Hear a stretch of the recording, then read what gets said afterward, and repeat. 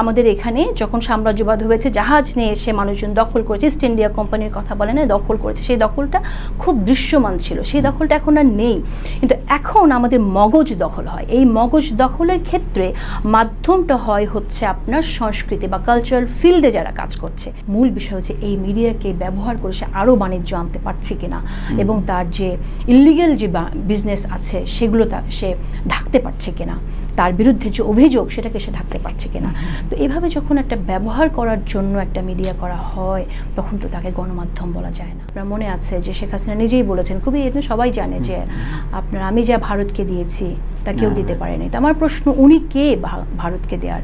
বাংলাদেশের উনি কে ভারতকে দেওয়ার? উনি বলেছেন যে আমার বাবা দেশ স্বাধীন করেছে, এই দেশ আমার, এই দেশ স্বাধীন করেছে এই দেশের কৃষক, শ্রমিক, সাধারণ মানুষ। শেখ মুজিবুর রহমান কোনো সম্মুখ সমরের যোদ্ধা ছিলেন না।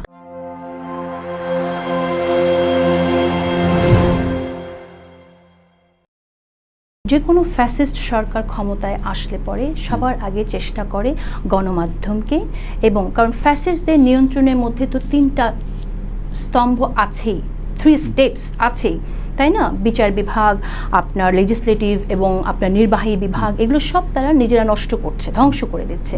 এরপর বাকি থাকে যে আপনার রাষ্ট্রকে নিয়ন্ত্রণ করার জন্য, সরকারের কাজকে নিয়ন্ত্রণ করার জন্য 4র্থ স্তম্ভ, যেটা কিনা গণমাধ্যম। তো গণমাধ্যমকে যদি নিয়ন্ত্রণ করা যায় তাহলে তার খুব লাভ হয়ে যায়, নাম্বার 1। নাম্বার 2 হচ্ছে সংস্কৃতি বা শিল্পীদেরকে কেন তারা নিয়ন্ত্রণ করতে চায়?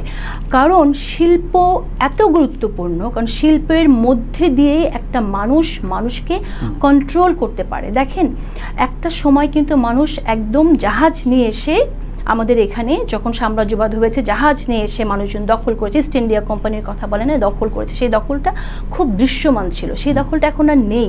কিন্তু এখন আমাদের মগজ দখল হয়। এই মগজ দখলের ক্ষেত্রে মাধ্যমটা হয় হচ্ছে আপনার সংস্কৃতি বা কালচারাল ফিল্ডে যারা কাজ করছে। এবং আমি বলি এখানে একজন আফ্রিকান একজন বিখ্যাত বিপ্লবী লেখকের উদ্ধৃতি উল্লেখ করে আমি বলি, ওনার নাম নোগুগিওয়া থিওঙ্গো। সো নোগুগিওয়া থিওঙ্গো একটা কথা বলেন, সেটা হচ্ছে সাংস্কৃতিক বোমা।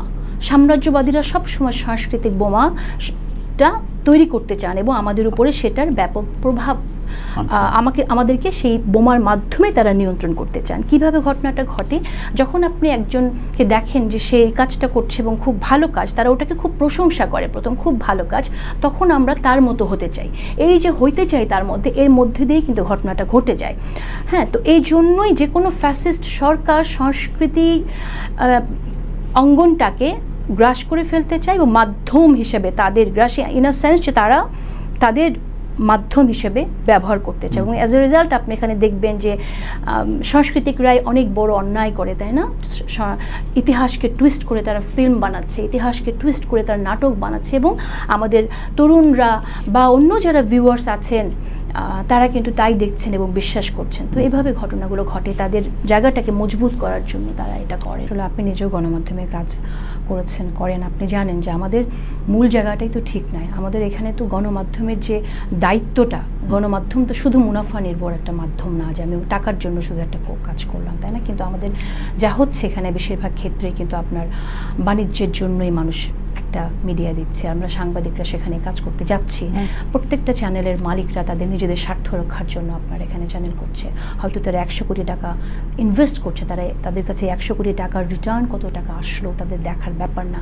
মূল বিষয় হচ্ছে এই মিডিয়াকে ব্যবহার করে সে আরও বাণিজ্য আনতে পারছে কিনা, এবং তার যে ইলিগাল যে বিজনেস আছে সেগুলো সে ঢাকতে পারছে কিনা, তার বিরুদ্ধে যে অভিযোগ সেটাকে সে ঢাকতে পারছে কিনা। তো এভাবে যখন একটা ব্যবহার করার জন্য একটা মিডিয়া করা হয়, তখন তো তাকে গণমাধ্যম বলা যায় না। ওইটার জন্যই যে আমরা ব্যর্থ হয়েছি তা না। সাংবাদিকরা যদি দাঁড়িয়ে যায় যে আমরা কাজ করব না, স্ক্রিন তো ব্ল্যাক যাবে, তখন তো মালিকের কিছু করার থাকবে না। সেই জায়গাটা কিন্তু ঘটে নাই। প্রথম ইয়েটা আপনাকে বলেছি, ক্রাইসিসের জায়গাটা বলেছি যে গণমাধ্যম কাদের হাতে, আসলে যাদের হাতে থাকা উচিত তাদের হাতে আছে কিনা, এটা আমাদের প্রশ্ন করতে হবে। আর দ্বিতীয়ত হচ্ছে আপনার যে আমাদের যে দায়িত্ব সাংবাদিক হিসেবে, সেই সাংবাদিক হিসেবে আমরা আমাদের দায়িত্ব না পালন করে আমরা লোভে পড়েছি। আমরা ডিজিএফআই যা বলেছে আমরা তাই করেছি, আমরা সুবিধা নিয়েছি, এবং সুবিধা নিয়ে আমরা বলেছি ভাই আমার তো বাচ্চা আছে, বউ আছে, আমার তো ভাই না শুনলে আমি বাঁচবো কীভাবে? তাহলে আপনি এই কথাটা শোনার জন্য আপনার যে আপনি অপরাধকে ঢাকছেন, আপনার কাজের মধ্য দিয়ে মিথ্যা তথ্য তুলে ধরছেন, তারা তো সহযোগিতা করেছে মাফিয়া সরকারকে they became turn to be কি বলবো মাফিয়া মিডিয়া একটা পরিণত হয়েছে। এই মাফিয়া মাধ্যম হয়ে তারাও সহযোগিতা করেছে, এটা তারা অন্যায় করেছে। এই অন্যায় যারা করেছে তাদেরকে ডেফিনেটলি সংবাদ মাধ্যমে তাদের থাকা উচিত না, কারণ তারা মূল জায়গাটাই তো ব্যর্থ হয়েছে। নিয়ন্ত্রণ শব্দটা ইট সাউন্ডস রিয়েলি ব্যাড, কারণ আমরা নিয়ন্ত্রণের বিরুদ্ধে আমরা দাঁড়াতে চাই, কিন্তু at the same time we have to make sure যাতে করে আমরা ভুল তথ্য মানুষের কাছে না যায়, রিউমার ছড়িয়ে মানুষের ক্ষতি না হয়। কারণ একটা মানুষের আপনি যখন এই স্বাধীনতা দিচ্ছেন এবং একটা মানুষের বিরুদ্ধে রিউমার ছড়ানো হচ্ছে, সেই মানুষকে ক্ষতিপূরণ দেওয়ার দায়টা কার উপর বর্তাবে সেটা আমাদের চিন্তা করতে হবে। ওই দায়টা কার উপর বর্তাবে সেইটা যদি আমরা বুঝতে পারি, তখন আমার মনে হয় যে এটা আলটিমেটলি নিয়ন্ত্রণ করা যাবে। কারণ একটা বিষয় খুব থাকা দরকার, মানে পরিষ্কার থাকা দরকার, সেটা হচ্ছে যে ভুল তথ্য ছড়ানোর দায়টা কিন্তু আমি যদি ছড়াই সে দায়টা আমারই নিতে হবে। এটা আমাদের একটা প্রথম জিনিস আমাদের মেকশিওর করতে হবে। আরেকটা জিনিস হচ্ছে যে নিয়ন্ত্রণের নামে যে ধরনের নিপীড়নমূলক আইন আছে সেগুলো নিয়েও কথা বলতে হবে। এগুলো আমার মনে হয় সংশোধন করতে হবে, কিছু কিছু আইন বাতিল করতে হবে। সো গণমাধ্যমের জন্য একটা স্বাধীন কমিশন দরকার, এবং সেখান থেকে আমার মনে হয় যারা আছেন গণমাধ্যম ব্যক্তিত্ব সবাই বসে সিদ্ধান্ত নিতে পারবেন যে আসলে এই প্রেক্ষিতে এখন আমরা কিভাবে কাজ করব। বিশেষ করে অনলাইন মিডিয়া নিয়ে আমাদের চিন্তা করতে হবে, এবং ব্রডকাস্ট মিডিয়ার ক্ষেত্রেও আপনার সাংবাদিকরা সত্যিকার অর্থে কি করে তাদের হাতে ক্ষমতা থাকে সত্যিকার সত্য তথ্য মানুষের কাছে তুলে দেওয়ার জন্য মালিক নির্ভর সাংবাদিকতা না করে ওটাও একটু ভাবা দরকার। বন্ধু রাষ্ট্র কিনা সেটা তো আমরা এবার দেখলাম।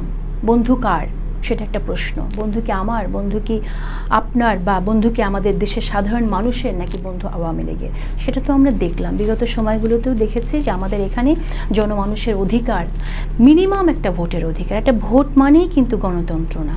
আমরা আজকে কথা বলবো আমাদের আরও অনেক সামাজিক অধিকার নিয়ে, নাগরিক অধিকার নিয়ে, সেটা না বলে আমরা একটা ভোটের জন্য লড়াই করেছি যে আমরা মিনিমাম একটা ভোট, আমাদের বেসিক একটা ভোট দিতে দাও, তাই না?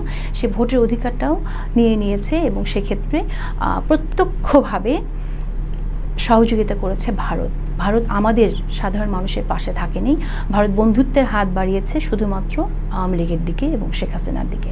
তো সেটা একটা প্রশ্নের উত্তর আপনি বোধহয় পেয়ে গেছেন যে ভারতকে আমরা পাইনি আমাদের বন্ধু রাষ্ট্র হিসেবে। সাম্রাজ্যবাদী শক্তি এই কাজটা অতীতে করে এসছে, যেটা আমি আপনাকে একটু আগে বলছিলাম থিয়ঙ্গের কথাটা বলে, যে এটা আসলে একটা সাংস্কৃতিক ক্রাইম, যেটাকে বলে সাংস্কৃতিক বোমা। এটা তারা তৈরি করার মধ্য দিয়ে আমাদের এই যে সময়ে যে ইসলামোফোবিয়াটা ক্রিয়েটেড হয়েছে এবং আরও কিছু ভ্রান্ত চিন্তা মানুষের মধ্যে চলে এসেছে, এটা তারা কিন্তু এই ধরনের মুভি বানানোর মধ্য দিয়ে তারা করেছে। নাটক বলেন, চলচ্চিত্র বলেন, এটার মধ্য দিয়েই করেছে। এবং এটা অবশ্যই তারা এটা কোনোভাবেই করতে পারে না। এবং আমাদের এখান থেকে তো সাংস্কৃতিক মন্ত্রণালয়ের প্রতিবাদ অবশ্যই জানানো উচিত ছিল। প্রতিবাদ জানানো দূরের কথা, সেটা আপনি প্রত্যাশা করাটাও আমাদের উচিত না, কারণ আমরা দেখেছি যে ফ্যাসিস্ট সরকার কিভাবে আওয়ামী লীগ মোদির সহযোগিতায় ক্ষমতায় ছিল। সুতরাং আমি জানতাম যে এটাই হবে, এবং তারা গাইডেড, দেশে এমনভাবেই পরিচালিত হয়েছে যেভাবে তারা গাইডেড ছিলেন।